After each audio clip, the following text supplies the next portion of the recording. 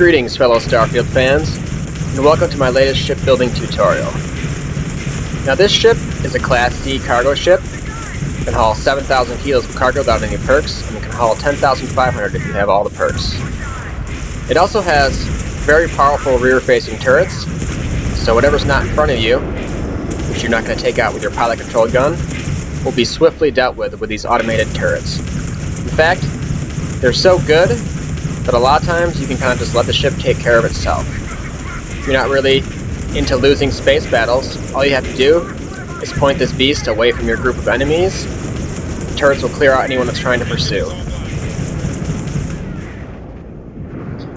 I'm actually here at the quay, and it looks like my ship cleared out everyone that was chasing me. Now admittedly, I do have a fair amount of pilot skills. However, this game is set to very hard. My ship was still able to clear out every target without even me having to fire my manual guns. Of course, this ship does have pilot-controlled guns, because a ship without any pilot-controlled weapons just isn't any fun.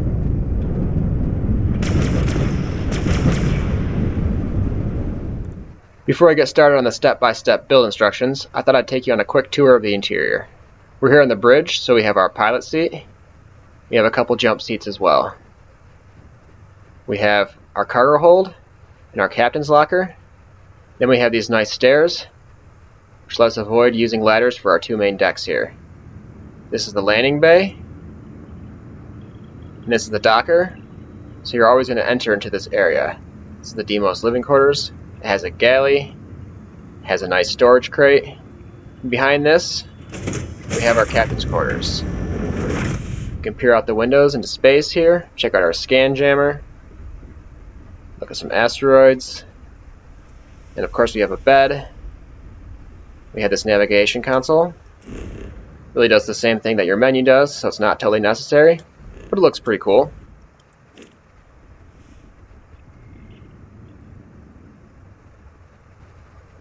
On the second floor here, we have a computer core. I like this one because it has a storage crate. Behind this, we have our workshop, which has a spacesuit workbench, a weapon workbench, and an industrial workbench. We'll go back a little further. We'll find our research lab and our pharmaceutical lab. So we have all the workstations, including a research lab. We're out here in the engine pylon now. We have a storage crate. You can look out the window. This is a tile computer core. We're going to have a similar layout on the other side. We have another storage crate, and another window. Now we can hop on up to the upper decks. This is kind of a lookout area. We have windows in every single direction, so you can peer out into space, or if you're on a planet, you can kind of give yourself a 360-degree view of the landing area before you disembark. Then we can climb up the rest of this ladder to visit the crew area. Now we do have a couple computer cores up here as well, so we're going to have a little bit more storage. You have some windows in this aft section. You can peer out at the turrets that we have on this ship. Then we can walk out to the engine pylons, which are computer cores again. It's like each engine kind of has its own technical station with a bunch of computers and also a storage crate. So here's our last engine pylon. Similar layout. Got a window. If we go into this area, we'll see that we have a head, of course. Can't have a ship without somewhere to go to the bathroom. We got a couple bunk beds. We even have another galley here.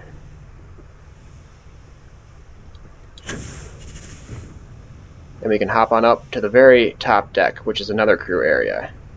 Got a little workout area here, punching bag. And we enter this back area. We'll see that we have another galley. We have 4 more beds. Also have another bathroom. So between the lower section, this upper section, We end up having 8 beds for our crew, and of course we have 1 for ourselves. So that's the interior of the ship.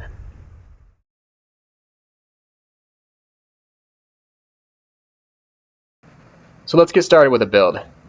Now you're not going to be able to get every part that you need at your outpost shipbuilder. You're going to have to go to Saturn's moon Titan and visit New Homestead for some. You're going to have to go to Valley and visit Neon for some others.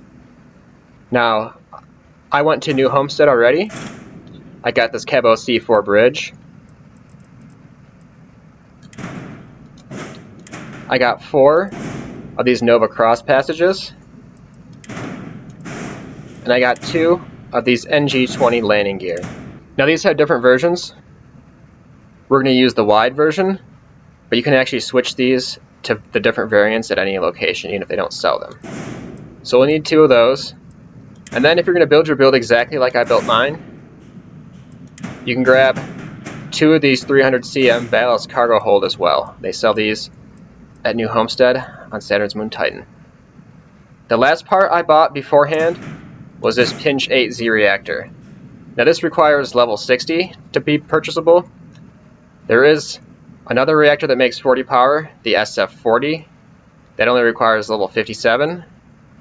It's a little bit lighter, and the downside to that one is it offers a little bit less hull strength. This one weighs 13 more, but offers 35 more hull strength, which is a pretty good deal if you look at other parts. So the rest of these parts are just parts that came with the ship when I bought it, so we're not going to need these. And if you happen to share any parts with a final build, then that'll just make your build a little bit cheaper. Now we are going to need to go to Neon to get the engines that we want. I didn't buy those yet because there was just nowhere to attach them to the ship. I didn't want to buy extra structural components just to find a way to fasten them. That'd be a waste of money. So I'm going to have to return to Neon to finish up this build. Neon also sells a couple of the weapons that I'm going to want to use. So we'll just make a return trip to Neon once we're done with the shipbuilder. Now whatever engine you have on your ship, you can use that temporarily to fly back to Neon. I'll be using a single engine, a puny little Class A, and it'll still work temporarily. I will point out that this reactor requires rank 4 of ship design. Some of the weapons I use require rank 4 of ship design. So you really are going to want rank 4 of ship design in order to build this. If you just like the look, and you don't really care about adding the same components, you can sort of get away with a lower rank. Now you won't be able to use these landing gear, which is going to reduce your maximum takeoff weight, or you can get around that by adding a couple extra gear to the side. You can use a Stroud gear in place of this. This is really the ideal gear to use, so you're going to want rank 2. Now if you really want to try and push it, you can probably maybe build a ship that looks somewhat like this with only rank 1 of ship design. You can get a lower tier version of this bridge, but without rank 1 you're going to be in trouble because we're going to use these Galleon S202 cargo holds, and they're the only cargo hold that really blends in with a look. So if you don't have at least rank 1, I wouldn't even attempt this. However, really you should be waiting till you have rank 4 to build this, otherwise you're going to be making a lot of compromises on parts. And this guide is only going to cover how to build this if you have rank 4. There's also one more caveat before building this ship. I'm going to be using the SAL 6830 engine. In order to buy that, you're going to have to complete the quest All That Money Can Buy. It's part of the main quest line. I don't really want to give away any spoilers, but I will say that you have to complete it diplomatically in order to be able to purchase this engine. So try not to kill anyone, you don't have to. That's the goal. If you can't buy the SAL 6830 engine, you could use the 6330. However, each of those weighs 10 more, and we're going to be using 6 of them. So you're going to have to find a way to free up 60 mass. Now you can do that just by reducing the cargo capacity by a little bit, so that's another big deal. You could also use the 6220, which has the same exact mass as the 6830. However, your mobility is going to really suffer because it just doesn't have as much thrust. So with that out of the way, let's start on the build. Now you can actually delete these parts while you're at your outpost shipbuilder. As long as you don't exit the shipbuilder, you'll be able to reselect them from the menu. So let's get started from a clean slate here. We'll start with a Cabo C4 bridge. Then let's work on our halves. We're going to use a Taio 2x1, the top A version, because it has no snaps and it looks smoother. We're going to place that directly behind our bridge. We're going to start off with this computer core. Then behind that, we're going to use a workshop. And make sure you get the top A version for both of these. It'll look better. Behind the workshop, we're going to add an infirmary.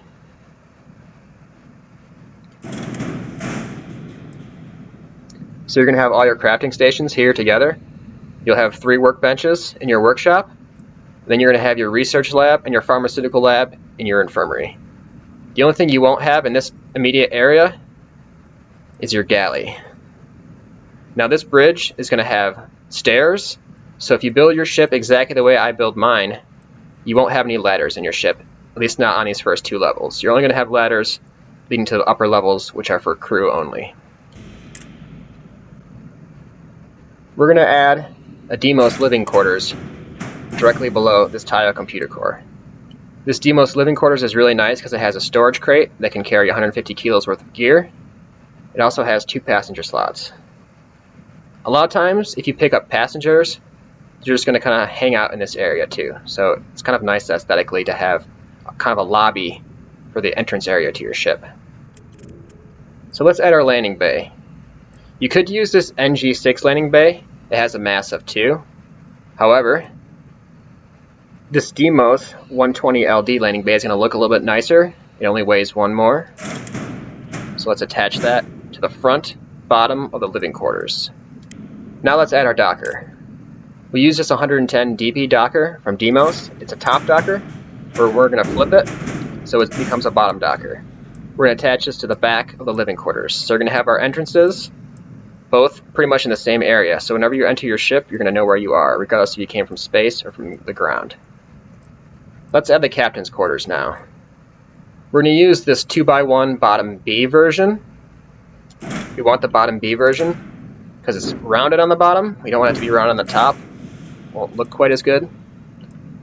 And it also has these attachment points, which we're going to need. So I'll point out now that if you build this like this, you probably will end up getting a ladder connecting the captain's quarters and the workshop, and it's going to build a wall between the captain's quarters and the living quarters.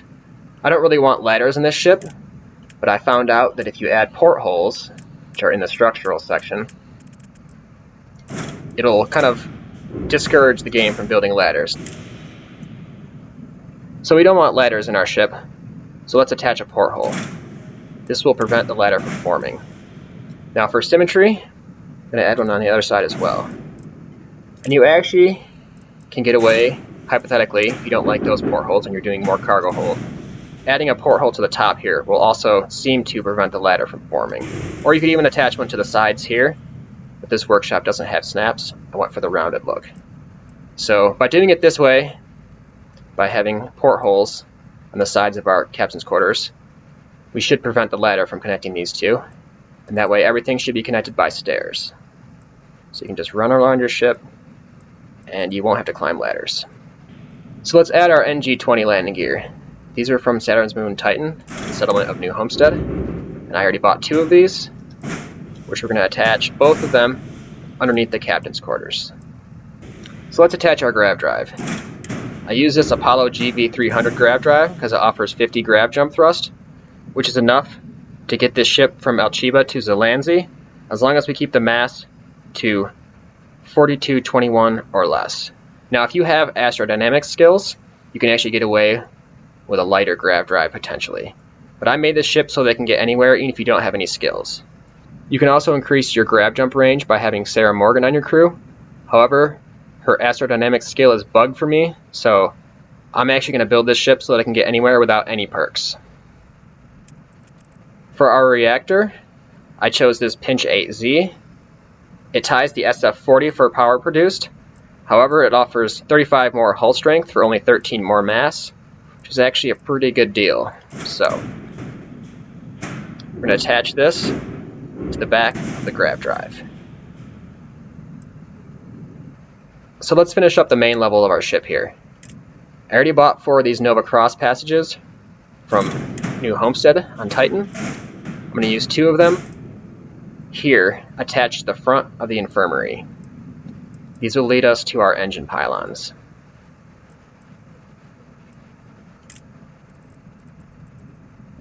For the engine pylons, we're going to use a Taio computer core, top B, on each side. We need the top B version because it has the snaps. And we actually connected this to the back snap of this computer core, while it's attached to the front snap of this infirmary. So that'll give us our offset for our engines. So let's add this Hope Tech companionway. We're going to use this to build a ladder to our upper decks. You're not going to have to visit the upper decks very much. It's mainly a place for your crew to hang out. But there will be a few storage crates up there, and if you want to talk to your crew, you may have to go up there to find them. However, all the key functionality of the ship is located on the lower 2 decks here, including your captain's quarters, as well as a little bit of storage. You're going to have storage here, you're going to have storage here, you're going to have a storage crate here. So let's build these crew quarters. We're going to use a Taio computer core, 2x1 bottom B. We want the bottom version because it's rounded. We want the B version because it has snaps. Then we're going to attach 2 more of our cross passages. So those are our 4 Nova cross passages. And these cross passages are going to lead us from the computer core to the other computer cores, which we'll add in the upper wing pylons. So there will be a storage crate in each of these, although you do have to climb a ladder to get to these. If you want to store some stuff that you don't need to access very often, that you don't want in your cargo hold, you'll have a fair bit of storage for that type of thing. Now let's add the living quarters. We're going to use this Taio all-in-one berth, 2x1 bottom A. This version is rounded, and it doesn't have any snaps. So this will look nice in the center of our ship. This hab actually has 4 beds potentially, but since we're going to have a door connecting to this computer core, it's going to remove the back 2 beds.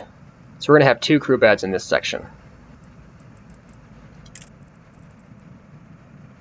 Next, we're going to add Taio living quarters, 2x1 top A. We're going to attach that on top of the all-in-one.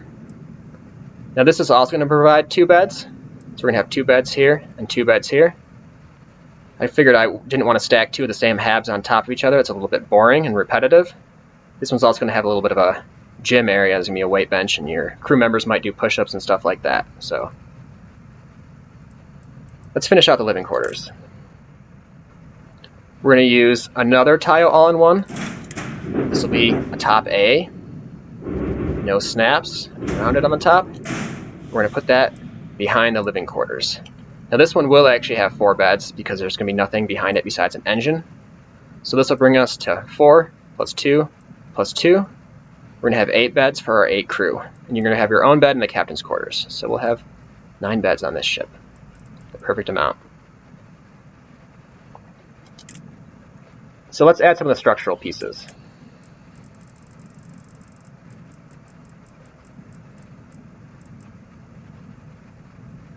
We're going to use this Stroud cap behind the cockpit. We're going to switch it to the aft version. We'll attach that right here. We'll duplicate it and we'll flip it. Attach it to the bottom. Then we're going to do the same thing on the other side. Just flip them around a few times until they line up. There's not really very many pieces that line up nicely with this cockpit, so you don't have that many choices. These also have a weapon attachment point. I'm not going to need these with my particular weapons loadout, but if you want to use different weapons, there are 4 attachment points there for you. Each one has one. I'm also going to use these Stroud engine bracers so that it doesn't look like our ship would fall apart. You don't actually need these. I just think it looks better with them in place. So I added one in line with a cross passage on each of the outer engine pylons. Then I added one here in the front of the all-in-one berth in the front of the workshop. Kind of keeps it looking like it wouldn't fall apart. So you can use these Taio braking engines if you want to round out the look, or you can use these Taio nose caps. The mass on these is identical, so it's completely an aesthetic choice and entirely up to you. I want the smooth look for this build, So I'm going to use 4 of these nose caps. I will point out that the braking engines will actually do a little visual reverse thrust sometimes, so if you think that's cool, you could go for these. Let's round out the top. I'm going to use this Tayo cowling. I'm going to attach it in front of this living quarters here.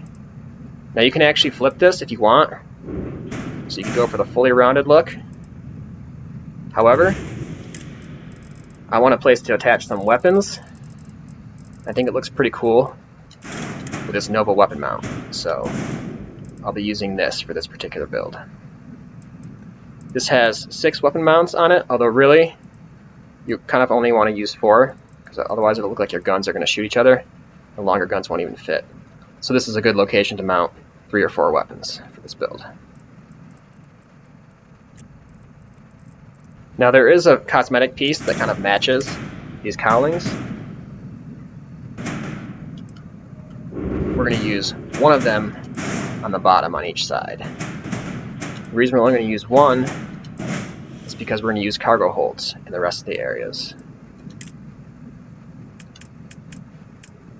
If you're trying to build this without any skills, maybe you could use more, but you really want Starship Design in order to build this. This cargo hold requires Starship Design rank 1. We're going to use 2 on the top on each side. Their curve matches this nose cap perfectly. We're going to use 1 on the bottom on each side. The only reason I didn't use more is because they just weigh a lot. So by using this mid cap instead of 8 cargo holds, we can keep our mass to 4221 and have the ideal jump range, or even keep it to 4275 to have 100 mobility. So our ship is looking kind of like a ship here.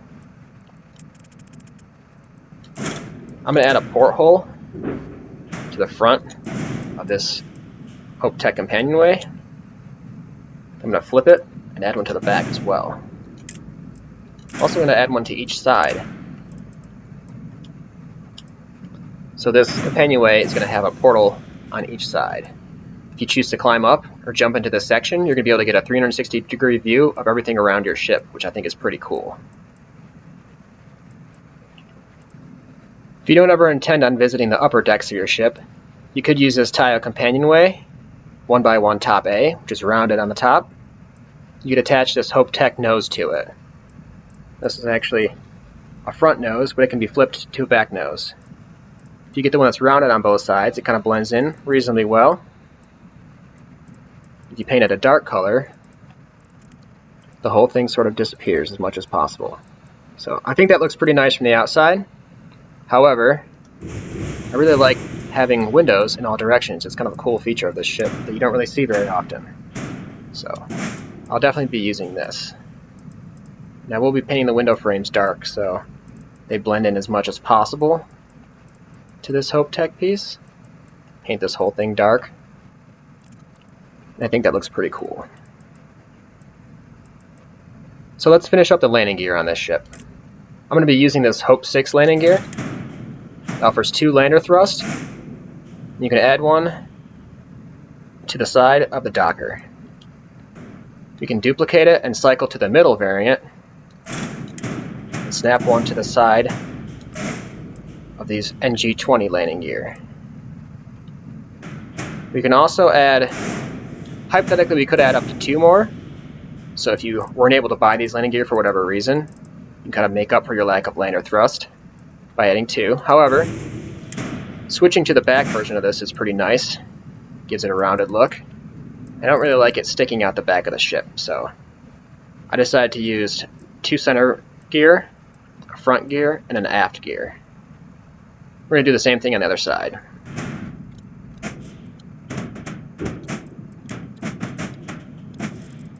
So now our landing gear is complete. We still have a couple of errors. We need an engine, of course.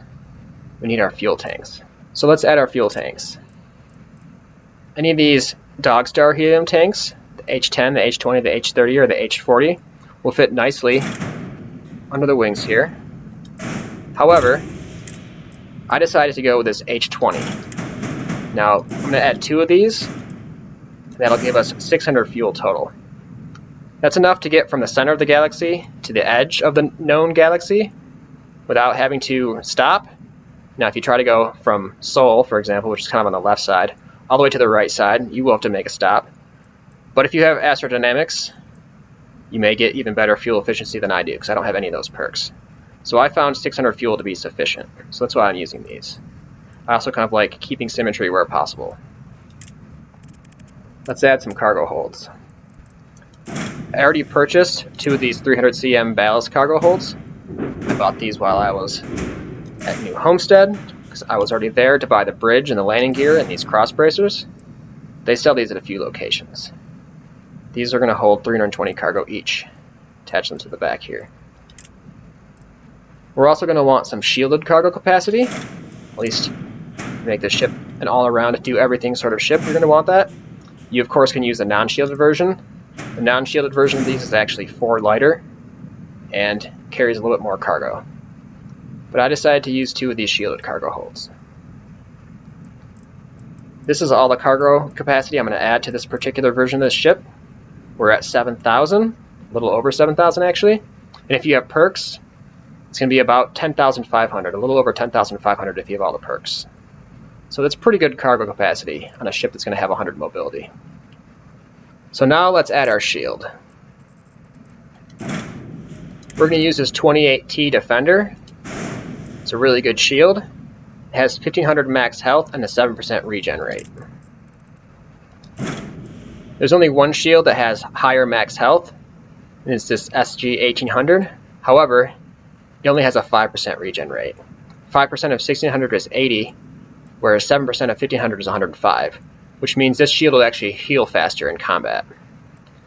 This SG 1800 also has a mass of 160, compared to 90 for the 28T Defender. So this is a really good choice. We're going to attach it to the infirmary here. Now the reason I attach this shield to the starboard side is if you put a window in this location, it's going to remove the pharmaceutical lab, and we don't want to do that. Otherwise we won't have all the workbenches. However, on this side, you can add a window if you want. Now I'm not going to add a window there with this particular weapons loadout.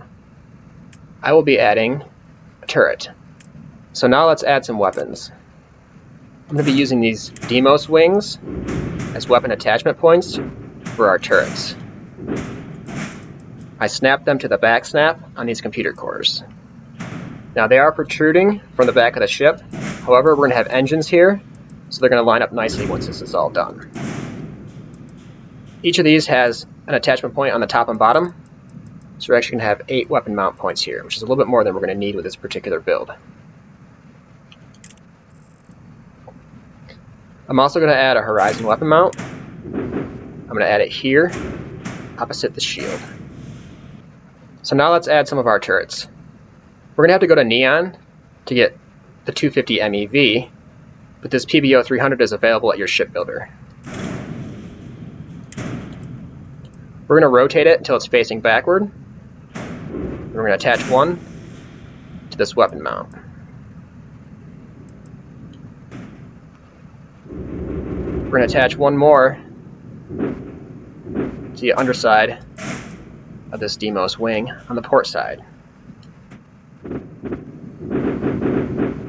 We'll add one more facing back to the top of this Demos wing on the starboard side. This gives our turrets pretty good coverage of our rear section, but we're also going to want to cover our sides.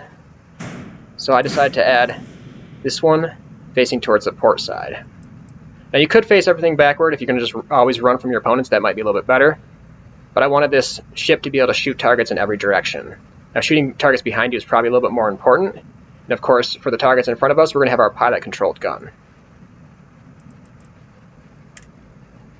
We have 2 errors now. One of them is because our weapon is not assigned. I'm going to put this in weapon group 1. That'll save weapon group 0 for our pilot-controlled weapon, and weapon group 2 will be for our other turrets. Now I kind of like putting this in weapon group 1 just because weapon group 1 is to the left of weapon group 2, and we have this gun facing towards the pilot's left. We will add another gun facing towards the pilot's right once we get to Neon. So let's go to Neon. The only problem is we can't get to Neon without our engine. So we're just going to reattach whatever engine we had previously had on the ship, and this will suffice to get us to Neon. Now our build is valid and we can save.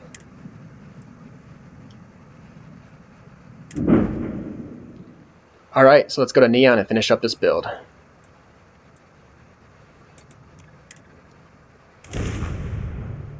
So here we are in Neon, in the volley system.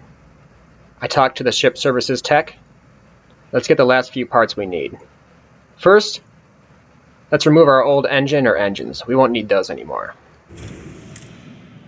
Then we're going to add this SAL 6830 engine. Now remember, you had to complete the quest All That Money Can Buy diplomatically in order to have access to this engine. If you didn't complete it diplomatically, you could potentially try to use this engine. It has 10 greater mass per engine. Since we're using 6 of them, you're going to have to free up 60 mass if you want to have that same jump range that I was going for. Of course, maybe you have astrodynamics, maybe you have slightly different goals. In any case, this is an option. And the 6220 is also an option. It has the same exact mass as the 6830. However, it has less thrust, so your maneuverability really will suffer. There's also the 6110. Probably don't want to use that. You're going to have really bad mobility, but it's an option. So we're going to need 6 of these. And they're going to be quite pricey. I actually have commerce skills, and even still, these things are costing me a lot of money. And that's actually with a refund from the engine that I sold. So these engines are not cheap. Neon also sells the final 2 weapons that I wanted to add to this build, so let's add those now.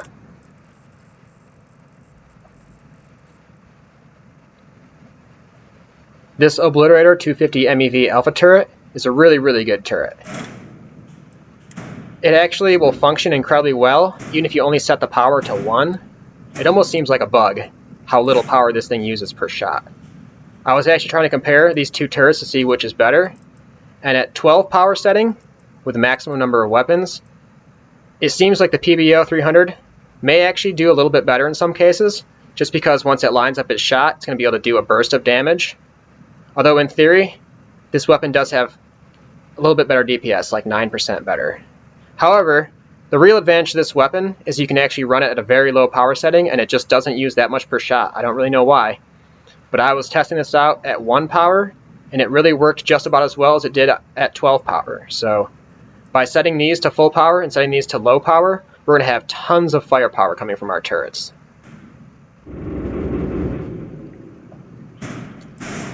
Now I installed one of these facing backward on the top, on the port side. And I installed another one upside down, facing backward on the starboard side. We're going to add one more, and this will be our starboard turret. So we have a port-facing turret, and a starboard-facing turret. Then we have a whole bunch of rear-facing turrets. This will really keep people off of our tails. Now we're going to add our pilot-controlled weapons. These 95 MeV auto helium beams are extremely good particle beam weapons. Since they're an auto weapon, they actually store a large number of shots, so if you have them running at 1 power, you're still going to get to fire a lot of shots before the recharge even takes place. This particular weapon actually stores 11. It actually stores the most damage of any auto particle beam, so it's a really good choice when you're trying to split up power between turrets, engines, shield, and, your pilot-controlled weapons. So if you decide to run this at 3 or 4 power, it'll still be really effective. It'll even work fine at only 1.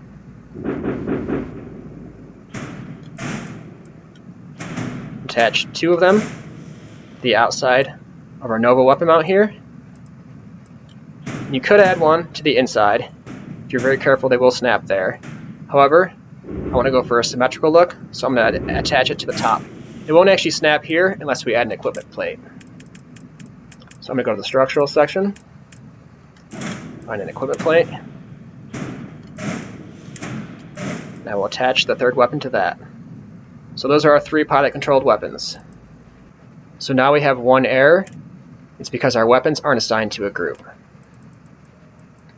want to put our pilot-controlled weapon in weapon group 0, and then weapon group 2 we'll have our 250 MeV alpha turrets. It doesn't really matter what group you assign the turrets to because you can't fire them manually anyways. It really only matters for allocating power. So now our build is nominal, and we're still a little short of our 4221 mass goal, which we needed if we wanted to fly from El Chiba to Zelanzi without any perks. Now if you have astrodynamics, or if you're going to bring Sarah Morgan with you, and she's not bugged, she's bugged for me, you can actually still achieve 100 mobility with a mass of 4275 or less. 4221, 4275, those are actually pretty close on the grand scheme of things. So this build is still pretty optimized if you don't have any grab jump perks. I don't have any, so that's why I'm building it like this. This ship will get you anywhere if you don't have any perks. I do want to add a scan jammer to this build, so we're going to try and save a little bit of mass for that. But let's add some portholes. I really like having portholes here because I don't like how this looks without them. It's kind of seems like there's a pointless kind of protrusion from the side of our ship. I'm going to add a few more here.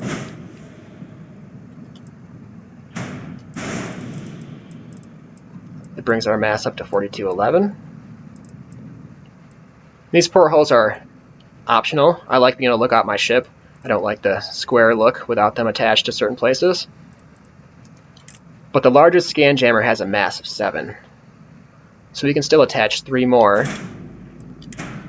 I'm going to attach one here because I like being able to look up at my weapons. I think that's pretty cool. Look up at the Nova weapon mount. Then I'm going to give our crew a little bit of place to look out of the ship. Add a skylight over the exercise station here.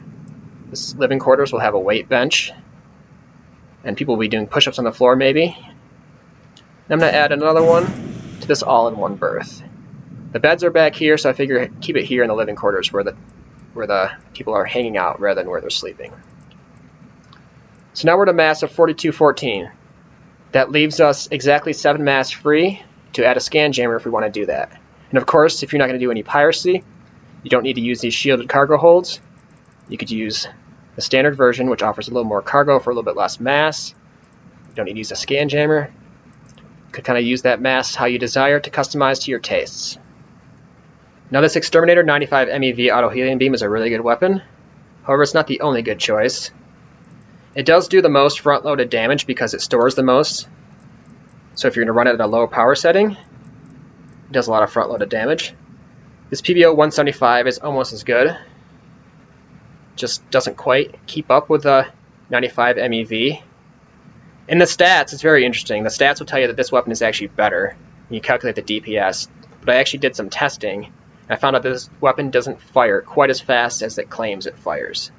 So it's definitely one of the best weapons in the game, just not quite as good as this 95 MeV. The other good choice requires that you join the Vanguard and completed the first mission. This Vanguard Obliterator Auto Projector is a really nice weapon. It's going to do similar damage per second to the 95 MeV that we use. It just doesn't hold as much of a charge initially, and it has less range. So your front-loaded damage won't be quite as high. You won't have quite the same range. If you do manage to deplete the charge from your auto particle weapons, though, this Vanguard Obliterator Auto Projector does charge faster. Charges about 60% faster, maybe 65%, and it stores about 30% less damage in the initial charge. So if you really are going to run your weapons dry, this weapon does have a little bit more DPS over a very long period of time. However, during the initial conflict, this 95 MeV has higher DPS because it stores more damage. Usually, you're going to be able to eliminate your targets pretty quickly, so that's why I went with this Exterminator 95 MeV. But the Vanguard Obliterator is a really good weapon. It's a lot of people's favorite weapon, and I certainly understand why. So you can use it if you want. You can attach 4 of them to this weapon mount here. You can attach a couple more here, and you can maintain the symmetry if you want. You can even attach them below. So if you want to alter your weapons a little bit, you can certainly do that. The Vanguard Obliterators are actually a little bit lighter. So if you're trying to save mass, that might be a motivation to use those as well. Alright, let's save this thing. And then we're going to head to the perimeter system and visit the red mile to add a scan jammer. Of course, if you're not a smuggler, you don't need to worry about that. I don't really smuggle too much, but I wanted this ship to be completely well-rounded, so ready for any mission.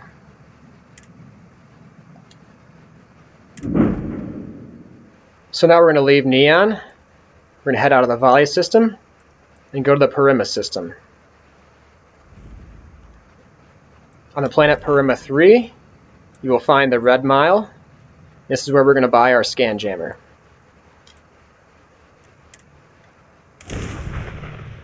So I'm here at the Red Mile. I found the ship services technician. You have to go inside the building. He's sort of located along the right side. I told him I want to view and modify my ships. So we're going to find a part here that we're not going to find at most other places, and it's a scan jammer. There's 3 different versions of this. We're going to use the multi-frequency one because it's the best. Now you can also buy these from the Crimson Fleet if you happen to join them. However, I did not. And there are no special requirements to buy things from the Red Mile, you just have to find it. So by adding this scan jammer, we're going to increase our ability to evade detection if we have contraband.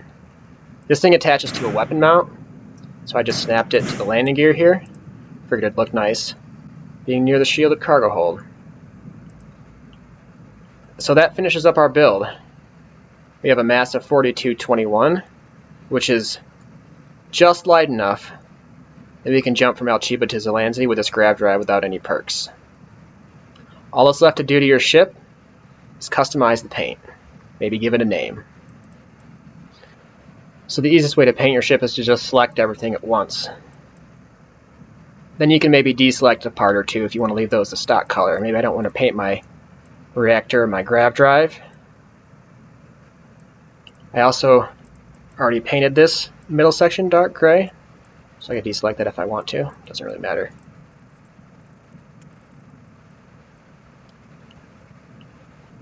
These cargo holds have kind of a metallic appearance, so I figure maybe I'll paint them to match my fuel tanks. And then these cross passages, kind of want them to blend in. I kind of want this watchtower area to sort of blend in so that they don't really stand out. I want the hulls to be the focus, so I'm going to paint these a dark color. I think I'll paint the engines dark as well. I did kind of like having a little bit of blue on the engines though. Add a little bit back. Okay, this is better. But yeah, of course, you can paint it however you want. I tend to think it looks nice with some of the more mechanical parts painted dark. But of course, that's up to your taste. So I'm going to paint this landing gear all dark as well. I don't really like having blue in my portholes, I realized. So maybe I'll paint them all dark as well. Got quite a bit of visibility outside of the ship with all these portholes. Most importantly, you have a couple on your captain's quarters. Though you will see a fair bit of your engine pylons. You'll get a little bit of view outside as well. Paint those dark. And there we have it. She's ready to fly. All she needs now is a name. You can change the name of your ship by going to the flight check, the same place you grouped your weapons and checked your messages. Just hit the rename ship button.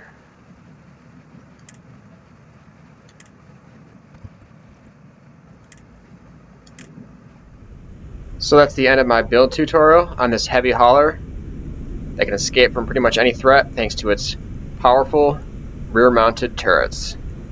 Now normally I'm more into fighters, into pilot-controlled weapons, but I thought this would be a nice change of pace. So you want to see some different builds from me, hit that subscribe button, and I'm going to upload more videos as I make more interesting ships. Thanks for watching.